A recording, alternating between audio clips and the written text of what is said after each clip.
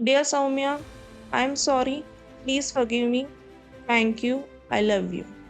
Dear Saumya, I am sorry. Please forgive me. Thank you. I love you. First of all, EFTचा अर्थ आहे emotional freedom techniques. Okay.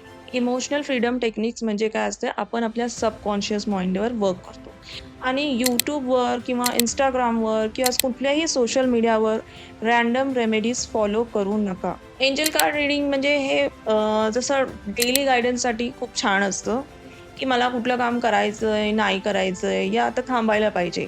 जर तुम्ही खरंच deeper मेडिटेशनची practice करू इच्छित असाल, तर प्रॉपर गुरूंशी कनेक्ट करा, प्रॉपर मेडिटेशनच्या टीचरशी कनेक्ट करा. कारण की पर्सन टू पर्सनची एनर्जी वेगळी असते.